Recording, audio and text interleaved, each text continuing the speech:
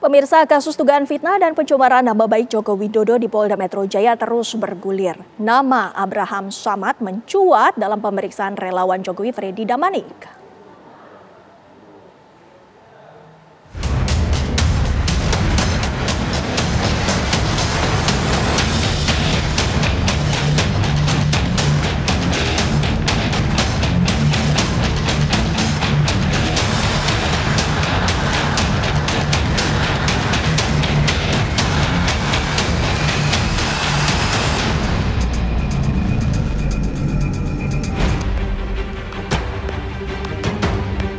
Kasus pencemaran nama baik dan fitnah terhadap Presiden ke-7 Republik Indonesia Joko Widodo terus bergulir di Polda Metro Jaya. Penyidik Subdit Kamnek Ditreskrimum terus memeriksa sejumlah saksi guna melengkapi penyidikan. Salah satunya memeriksa Wakil Ketua Projo Freddy Damanik sebagai saksi pada hari Kamis kemarin. Freddy disodorkan 42 pertanyaan, termasuk mengenai 12 nama yang diduga terlibat dalam kasus yang dilaporkan Jokowi dan sejumlah elemen relawan ini. Tidak hanya nama Roy Suryo, Rismond, dan Dr. Tifa, Freddy juga ditanyai mengenai mantan Ketua KPK Abraham Samad. Kemanakah ujung dari 4 kasus yang sudah naik penyidikan ini? Akankah para terlapor ditetapkan penyidik Polda Metro Jaya sebagai tersangka?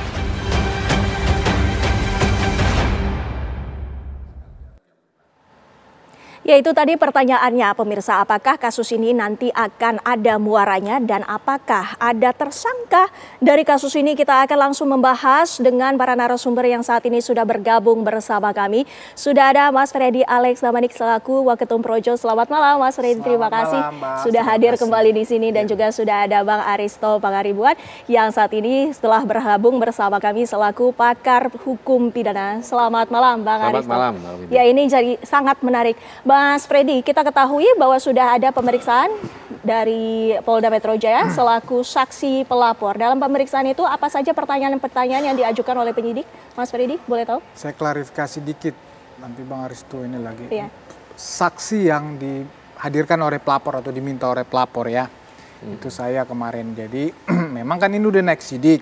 Nah hari kemarin itu, hari pertama memang pemeriksaan ya saksi-saksi baik saksi pelapor maupun saksi-saksi yang dihadirkan pelapor. Memang kemarin setelah dinaikin jadi penyidikan, nah itu yang kemarin pertama. Nah saya tentunya keterangan yang perlu diminta atau digali dari saya sehubungan dengan apa yang saya ketahui, saya alami langsung yang berhubungan dengan laporan Pak Jokowi itu, pencemaran nama baik dan fitnah. Nah kebetulan ya oleh pelapor itu ada bukti-bukti yang mereka lampirkan kepada penyidik itu yang berkaitan dengan yang saya katakan tadi, apa yang saya ketahui. Saya ada beberapa kali ya itu satu forum dengan beberapa terduga pelaku ini ya di media. Nah itu kebetulan memang itu sangat viral pada saat itu. Nah saya dimintai keterangan sehubungan dengan itu, apakah itu benar, saya dikonfirmasi. Apakah benar itu misalnya Roy Suryo, Tifa, Rismond. Nah, apa yang mereka sampaikan, apa yang mereka katakan, apa yang saya sampaikan. Nah, sehubungan dengan itu saya juga masih ada juga informasi yang saya ketahui ya walaupun dari media sosial ada itu juga ditanyakan kepada saya. Mas Freddy, ini artinya secara legal standing memang Mas Freddy itu ada dalam situasi yang telah dilaporkan tersebut. Bukan hanya mendengarkan dari seseorang ataupun membaca dari media sosial. Bukan, saya memang terlibat mengalami langsung ya yang saya katakan tadi di sebuah media. Saya dihadirkan di situ sebagai narasumber dan mereka juga di situ sebagai narasumber dan mereka intinya di situ jelas-jelas menuduh menyatakan bahwa ijazah dan skripsi Pak Jokowi palsu dengan metodologi, dengan cara-cara yang mereka sampaikan. Itulah saya yang dikonfirmasi oleh penyidik dan bukti itu yang hadirkan pelapor. Tentunya mereka melihat saya di media ya Nah itu kemudian diambil, video-video itu kan banyak sekali ya bertebaran, kemudian diambil, nah itu yang dikonfirmasi kepada saya. Bang Aristo, ini kita ketahui bahwa dari penyelidikan ini sudah menjadi penyidikan. Ini artinya apakah bisa diartikan bahwa kepolisian ini memang sangat serius menangani kasus ini? Ya kalau serius sih, ya pasti serius lah. Namanya juga penyelidikan sebuah dugaan kejahatan ya. Nah sekarang kan sudah tingkatnya udah naik nih, ya udah one step closer. Gitu ya, kalau jadi judulnya usai. Nah kalau usainya itu definisinya apakah ada tersangka ataukah ada yang masuk penjara, ini one step closer dari penyelidikan ke penyidikan. Artinya polisi sudah yakin ini ada perbuatan yang jahat nih. Tinggal cari siapa nih yang jahat. Nah biasanya kalau sudah naik ke penyidikan, apalagi perkara sebesar ini, sebenarnya polisi sudah tahu dalam back of mind-nya dia siapa yang jahat. Karena ini kan pengulangan administratif saja, karena dulu mungkin Bang Freddy sudah pernah diperiksa di penyelidikan ya. Sudah. Nah diulang lagi di penyidikan. Nah, karena informasi yang dulu Bang Freddy sampaikan di penyelidikan dan saksi-saksi yang lainnya, bukti-bukti yang lainnya itu dianggap cukup. Cukup dalam arti untuk menaikkan perkara ini ke penyidikan. Ini ada kejahatan. Artinya kalau ini pengulangan, diperiksa ulang, sebenarnya polisi sudah tahu siapa itu tersangkanya.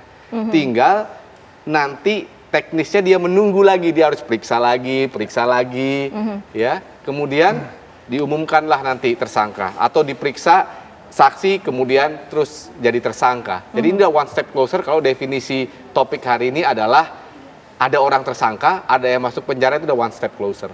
Nah, berbicara tentang legal standing tadi dari pemanggilan dari Mas Freddy ini sebagai saksi, boleh komentar ya? Iya, karena ketika melapor, Mas Freddy pelapornya waktu pelapor Pak Jokowi atau pelapor? Saya dari pelapornya Pak Jokowi. Ya, kan ketika melapor itu kan ditanya, mau melapor buktinya apa? Saksinya siapa? Disuruh sebutkan saksi. Pada waktu itu pasti nama Mas Freddy disebutkan oleh Pak Jokowi sehingga itu dipanggil.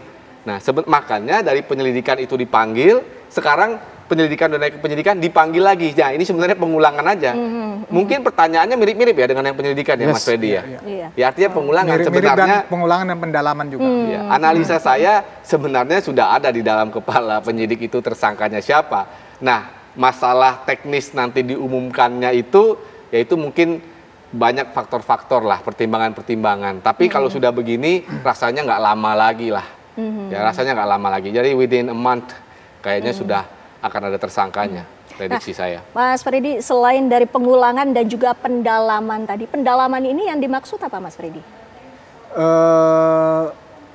Ya misalnya kan seperti kata Bang Aristo tadi, dalam penyelidikan, ya mereka masih ada hal-hal teknis yang menurut mereka ini kurang kuat. Nah mereka tambahkan, kemudian juga masih ada yang saya juga katakan tadi, masih ada ternyata video-video lain yang berkaitan, apakah saya tahu. Jadi ini kan saya sampaikan, ini dari 5 laporan. Waktu saya diperiksa pertama itu masih LP Pak Jokowi di dalam penyelidikan Bang. Kemudian sekarang dalam penyidikan ini 5 laporan udah jadi 1. Pasalnya juga udah tambah 160, Undang-Undang ITE dan lain-lain itu. Nah itulah saya waktu pertama ditanya itu saya katakan tadi ini atas laporan Pak Joko Widodo ya. Ini sekarang udah 5, kemudian kemarin tadi saya bilang tadi saya katakan pendalaman ini orang-orang yang 12 itu yang terduga itu saya juga sudah ditanyain satu-satu.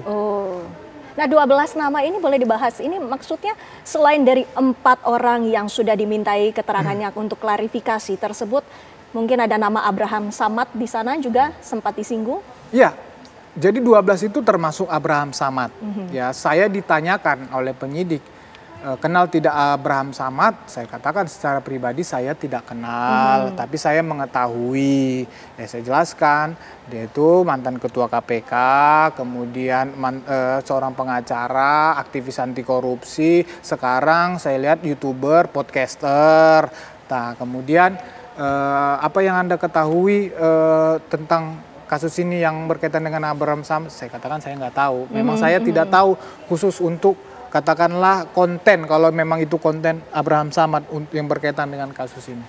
Bang Haristo, ini menjadi menarik karena sebelumnya mungkin yang dimintai klarifikasi hanya 4 orang, kini bertambah menjadi belasan, bahkan sampai 12. Bang Haristo, ini kita bisa kesimpulkan bahwa bukannya semakin mengerucut tapi semakin melebar, Bang Haristo. Ya, karena ada penggabungan kan, laporan-laporan kan. Tadi laporannya itu kan misalnya Pak Jokowi, kemudian ada laporan-laporan lain. Pasal-pasalnya juga bervariasi. Pasalnya berbeda-beda. Ya. Jadi pasal Pak Jokowi mungkin pencemaran nama baik, fitnah, undang-undang ITE ya, pencemaran nama baik. Betul. Itu karena legal standingnya, karena yang melapor Pak Jokowi.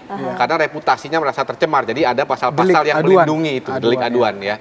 Lalu ada juga yang delik umum. Apa itu? Misalnya menyebarkan berita bohong, penghasutan. Itu delik umum yang diadukan oleh sekelompok masyarakat. Yes. Nah, ini kan kemudian dikelompokkan sehingga targetnya dalam tanda petik pun menjadi melebar pasti karena pasalnya itu bertambah. Jadi ada pasal tadi delik aduan yang Pak Jokowi merasa reputasinya terganggu ya. Lalu ada juga masyarakat yang terganggu karena ada sekelompok orang yang menyebarkan berita bohong. Nah, ketika ini pasalnya menjadi bertambah, targetnya otomatis menjadi bertambah. Oleh karena itu mungkin pertanyaan kepada Mas Freddy ini juga makin banyak orangnya. Nah, dari 12 itu ditanyakan satu persatu, Mas Freddy. Peranannya apa saja yang Mas Freddy ketahui? Sebelum saya merespon sedikit. Jadi di awal waktu penyelidikan itu orang-orang yang tadi saya sebutkan tadi juga sudah dipanggil. Ya, cuman di LP-nya Pak Jokowi tentu yang kalau nggak salah saya 5 bukan 4 ya. Nah, tapi di LP-LP yang lain Abraham Samad juga dipanggil, banyak yang lain-lain juga dipanggil sebetulnya. Cuman ada yang nggak hadir karena itu tadi kan merasa tidak ada kaitannya, karena memang di dalam penyelidikan tidak dipaksa ya memberikan klarifikasi, undangan klarifikasi. Nah, sehubungan dengan yang 12 itu ya, karena memang itu sudah di dalam panggilan itu yang diduga dilakukan 12 sampai 12 itu, maka saya ditanyai satu-satu ya, termasuk misalnya Abraham Samad itu. Jadi yang saya bersentuhan atau berhubungan langsung, ya itu yang saya jawab. Yang lain saya bilang saya tidak tahu, Misalnya saya sebutin tadi Roy Suryo, karena memang saya sering berhadapan dengan mereka ya, Rismond, Tifa, ya misalnya juga Egy Sujana, saya tidak kenal secara pribadi tapi publik tahu dia, saya tahu siapa latar belakangnya gitu. Tifa kan siapa tidak tahu, dia aktivis media sosial yang akun X-nya yang begitu rajin sekali menyerang Pak Jokowi, yang begitu-begitu saya, tapi yang lainnya saya tidak tahu. Nah, Bang Haristo, kita ketahui bersama bahwa di sisi lainnya juga digelar perkara khusus oleh pihak Roy Suryo CS. Nah, ini kita bertanya, apakah nantinya ini akan titik temu dari Polda Metro Jaya dan juga Barreskrim Mabes Polri ditahan? Jawabannya sesaat jeda berikut ini, pemirsa, kami akan kembali. Kita lanjutkan dialog kami, pemirsa. Bang Haristo, tadi saya sempat bertanya dengan adanya gelar perkara khusus di Barreskrim Mabes Polri dan juga sekarang ini sudah masuk ke tahap penyidikan di Polda Metro Jaya. Menurut Anda, apakah kedua kasus ini nantinya akan bersinergi ataupun akan bertolak belakang? Ya, bertolak belakang dan sudah ada titik konklusinya, karena begini, ini kan persoalan antara accuser atau yang menuduh ya, dan kemudian orang yang mempertahankan atau membela dirinya, Pak Jokowi dengan Roy Suryo CS. Nah, di Barreskrim, TPUI itu adalah forumnya orang yang menuduh. Ya. Di forumnya orang yang menuduh ini, makanya saya pernah bilang di sini, ini sebenarnya udah kalah. Kenapa udah kalah? Karena Barreskrim sudah memutuskan kan sebenarnya, sudah menyimpulkan bahwa dihentikan, ijazahnya identik, dia keluarkan bukti-bukti. Nah, kemudian kemarin gelar perkara khusus ini, ya, setelah gelar perkara khusus ini selesai, beberapa hari, 1-2 hari, kemudian naik penyidikan. Itu artinya gelar perkara khusus ini tidak membuahkan hasil apa-apa untuk penuduh, untuk Roy Suryo CS. Karena apa buktinya? Ya buktinya yang di Polda, yang Pak Jokowi melaporkan, yang Pak Jokowi attack mereka, akhirnya naik ke penyidikan. Nah, bacaan saya sebenarnya, gelar perkara khusus ini sebenarnya instrumen legitimasi aja. Jadi, oke lah, saya undang, kamu mau ngomong apa dah. Yang penting saya sudah dengarkan. Nah, justru setelah mendengarkan, bukannya Barreskrim merubah keputusannya, tapi malah Polda, ya sama-sama institusi kepolisian, dia menaikkan statusnya menjadi kepenyidikan. Jadi kalau bahasanya titik temu, ya nggak akan ada titik temu. Yang ada titik konklusi. Apa konklusinya? Yang di Barreskrim gugur, yang di Polda naik ke penyidikan. Tapi ada satu hal yang saya mau soroti. Ini persoalan ijazah aslinya ya, buktinya. Ini kan yang selalu diperdebatkan. Nah, kalau sudah nanti naik penyidikan, kemudian nanti naik tersangka, ya, saya berharap bahwa ijazah asli itu dipertontonkan, ya, ditunjukkan kepada siapa? Bukan kepada publik ya, tapi kepada tersangka-tersangka itu. Kenapa? Karena kalau orang udah jadi tersangka, kemerdekaan dia itu kan terancam, dia bisa ditahan kapan saja. Dan setengah inci lagi, dia bisa masuk penjara yang ancaman hukumannya 4 sampai 6 tahun. Ini kan satu persoalan besar buat orang yang ditersangkakan. Oleh karena itu, ya, KUHP sebenarnya Undang-Undang Hukum Acara Pidana kita memberikan hak tipis-tipis. Apa maksudnya tipis-tipis ya? Karena agak abstrak lah. Intinya orang yang menjadi tersangka dalam rangka membela dirinya, dia boleh mengajukan ahli atau saksi yang meringankan. Nah, kalau dia punya argumen bahwa ijazahnya itu palsu, ya silakan berikan akses kepada ijazahnya itu, dipertontonkan. Jadi jangan di persidangan. Kalau di persidangan itu too little too late. Karena udah di persidangan tuh lebih banyak ritual konfirmasi aja. Justru di penyidikan ini sentralnya. Jadi tunjukkan kalau dia punya ahli, ya silahkan. Nah, langkah ini justru akan memperkuat atau melegitimasi penyidikan dari kepolisian. Karena selama ini kan argumentasi dari TPUA ini, Roy Suryo CS ini kan, dia mencoba menggugat kebenaran versi otoritas. Yang saya bilang legal truth itu. Kebenaran yang dimonopoli oleh otoritas. Makanya diserang, oh UGM mungkin nggak benar juga nih, polisi nggak benar. Nah, berikanlah akses alat bukti itu, ijazah itu, untuk mereka lihat. Dan kalau mereka punya ahli, silakan periksa ijazah itu. Nah, disinilah yang penting, disinilah justru menjadi alat legitimasi yang kuat untuk penyidikan ini. Disinilah justru nanti otoritas bisa mengklaim apa yang dia lakukan memang betul-betul sesuai faktanya, sesuai dengan realitanya seperti itu. Jadi tidak ada jarak antara kebenaran hukum dan kebenaran yang real. Gitu, Mbak Windy. Untuk di Polda Metro Jaya, setelah adanya pemeriksaan saksi dari pelapor ini, tahapan apa lagi? Apakah masih ada bukti-bukti yang harus dicari ataupun saksi-saksi yang masih harus diperiksa? Iya, banyak. Jadi kan pasti saksi-saksinya kan pengembangan tadi, misalnya Mas Freddy diulang nih. Pertama yang pernah diperiksa di penyelidikan tuh diulang lagi. Iya. Pertanyaannya sebenarnya garis besarnya sama lah, hanya ada tipis-tipis misalnya pendalaman-pendalaman. Itu satu. Nanti pamungkasnya adalah saksi terlapor yang diperiksa. Nah, disinilah justru kuncinya nih ketika saksi terlapor yang diperiksa. Termasuk nama-nama tadi yang sudah disebutkan ada 12 nama itu, ya, apakah yang satu-satu dilaporkan itu juga akan diperiksa satu-satu. Nah, disinilah statusnya nanti dia akan ditentukan. Karena bisa-bisa datang statusnya saksi, bisa nggak pulang, atau artinya ditahan, atau pulang statusnya tersangka. Itu pamungkasnya nanti di situ. Nah, sebelum menuju ke sana, diperiksalah saksi-saksi yang lain dulu. Saksi-saksi yang bukan calon tersangka itu akan diperiksa satu-satu. Ya, seperti Mas Freddy nanti, seperti podcaster-podcaster misalnya, saksi-saksi yang lain akan diperiksa. UGM misalnya pasti akan diperiksa. Kenapa? Karena tujuannya adalah menjembatani penetapan tersangka yang berada di ujung. Itu klimaksnya dari penyidikan. Setuju Mas Freddy bahwa klimaksnya itu nanti adalah penetapan tersangka? Apakah optimis ini akan terjadi? Ya, dari awal saya sangat yakin karena kita dijajah Pak Jokowi itu asli, jadi kita sangat yakin memang mereka ini fitnah.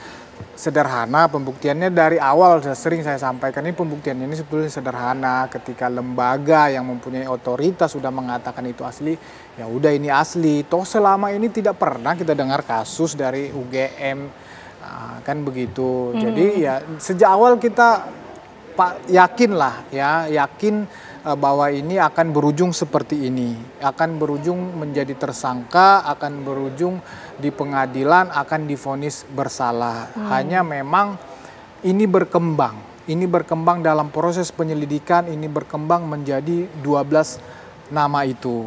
Ya, jadi ya mau nggak mau memang ini Roy Suryo dan kawan-kawan ini ya harus menghadapi ini. Cuma menarik, saya sedikit tadi Bang Aristo, kita kan sebetulnya tidak mengenal Bang ya di dalam proses penyidikan itu, tapi ini menjadi menarik, artinya memeriksa memeriksa barang bukti itu ya. Iya, ijazahnya. Nah, tapi itu menarik. Selain biasanya kan di pengadilan yang ditunjukkan. Nah, ini di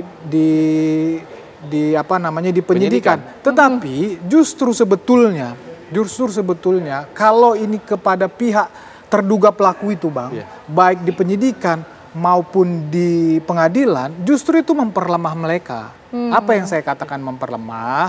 Jadi nanti kan ditanya baik di pengadilan maupun di penyidikan. Ini ijazahnya misalnya, Anda pernah melihat ini? Ijazah Pak Jokowi? Enggak pernah. Terus dari mana Anda mengatakan ini palsu? Nah, itu kan udah nggak bisa jawab sebetulnya. Jadi dari situ saja sebetulnya akan secara tidak langsung menyatakan bahwa memang mereka bersalah. Yang sering saya kata atau terakhir ini saya katakan sangat hebat, sangat berani mereka dengan bukti-bukti yang diambil dari pinggiran jalan kemudian mengatakan ijazah Pak Jokowi palsu. Nah, ketika nanti ditanyakan pernah nggak melihat ijazah ini? Nggak pernah. Makanya ini saya sih melihatnya sesederhana itu. Ya, kita akan nantikan nanti bagaimana akhir dari drama yang tak kunjung usai ini. Terima kasih Mas Freddy. Terima kasih Bang Aristo sudah bergabung bersama kami di Apa Kabar Indonesia Malam. Sehat selalu Bapak-bapak. Terima kasih.